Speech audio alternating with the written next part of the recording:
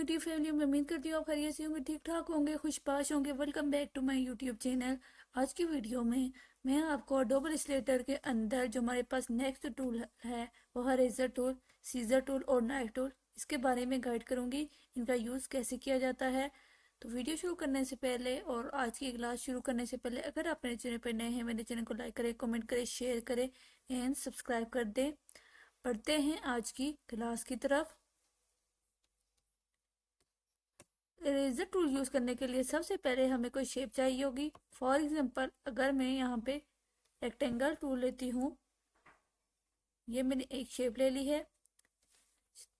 Shape लेने के बाद अब मैं जाऊँगी रेजर टूल पे। रेजर टूल की मदद से ये हमारे पास एक ब्रश जो आ गया है, इसमें डबल क्लिक करती हूँ। डबल क्लिक करके तो आप इसका एंगल छोटा बड़ा और इसके साइज को भी जितना आपको चाहिए उतना कर सकते हैं। राउंडनेस को आप बढ़ा सकते हैं, कम या ज़्यादा करते हैं जैसे ब्रश टूल में किया जाता है। अब ये हमारे पास इस तरह है। ब्रैकेट की मदद से आप इसको छोटा और बड़ा कर सकते हैं। मैं यहाँ पे कंट्रोल जी कर देती हूँ। इस ब्रश को मैं और छोटा कर रही हूँ अपने हिसाब से और आपको जूम करके तो बता रही हूँ। ये देखें, ये इस तरह से हमारे पास एक शेप बन के तो आ गई है। सिलेक्शन टूल पे जाते हैं और ये देखें, ये हमारे पास एक साइड पे आ गया और ये हमारे पास एक साइड पे आ गया है।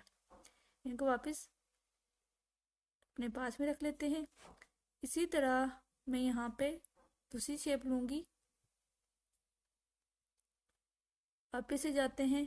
फॉर एग्जांपल अगर मैं इलिप्स टूल लेती हूँ और शिफ्ट को होल्ड करते हुए एक मैंने शेप ड्रॉ की है। शेप ड्रॉ करने के बाद मैंने इसी तरह रेजर टूल लिया है। रेजर टूल लेके इसके ब्रश को कम कर लिया है।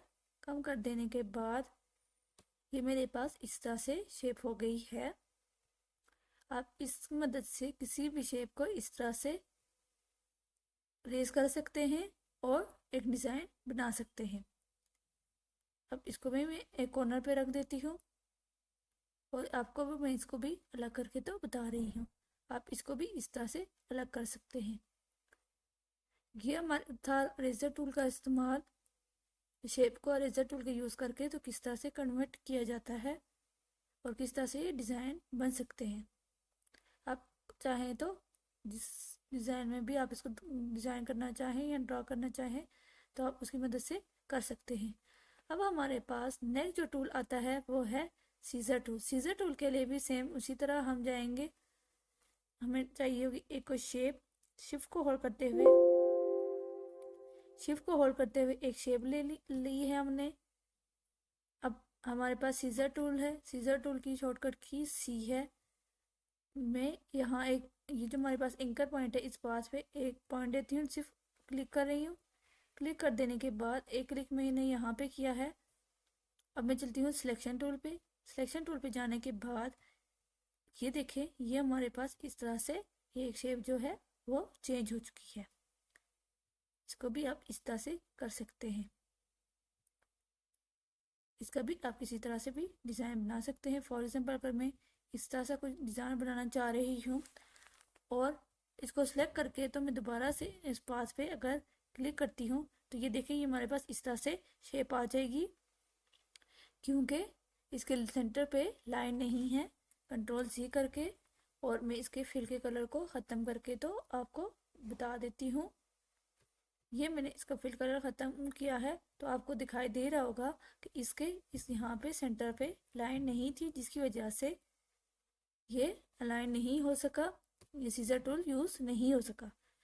और याद रखना है आपने कि आप इसको अप्लाई करने के बाद अगर सेंटर में ये पाथ कंप्लीट ना हो तो आप इसको यूज़ ना करें क्योंकि ये फिर अप्लाई नहीं होगा। अब मैं इसको सिलेक्ट करके तो शिफ्ट को होल्ड करते हुए एक जगह रख दूंगी। अब हमारे पास जो नेक्स्ट जो टूल आता है वो आता है नाइफ टूल। नाइफ टूल के लिए भी हम सबसे पहले एक शेप लेंगे। आर को होल्ड करते हुए इसकी कॉपी कर लेते हैं। ये हमारे पास एक कापी आ गई है। अब मैं अगर नाइफ टूल की मदद से यहाँ से इस शेप को इस तरह से कर रही हूँ। वो मैंने इसको सबसे पहले सिलेक्ट किया है। सिलेक्ट कर देने के बाद अब मैं नाइफ टूल पे चलती हूँ। नाइफ टूल में जाके तो मैं शेप को कुछ इस तरह से डिज़ाइन कर रही हूँ। तो आप ये देख सकते हैं, ये मेरे पास कुछ इस तरह से शेप आई है। मैं सबसे पहले कंट्रोल जी करती हूँ। कंट्रोल जी करके इन दोनों को सिलेक्ट करके इसके स्ट्रोक को कम कर देती हूँ ताकि आपको इजीली समझ आ सके। अब हमारे पास शेप ये देख सकते हैं, बस इस तरह से शेप आ गई है नाइफ टूल की मदद से। इसी तरह अगर मैं इसका स्ट्रोक भी ख़त्म कर देती हूँ,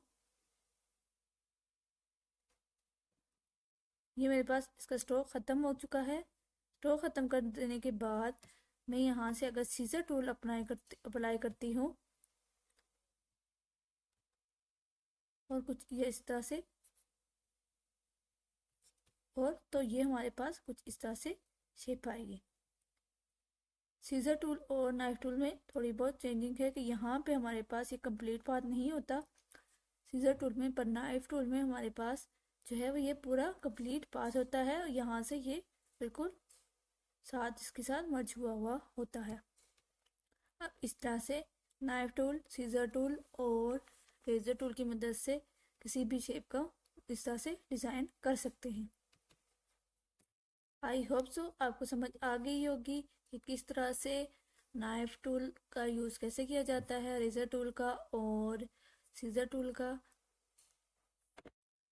आज की क्लास यहीं तक थी। अगर आपको वीडियो आज की क्लास अच्छी लगी, लाइक करें, कमेंट करें, शेयर करें, सब्सक्राइब कर दें। अल्लाह हाफिज़।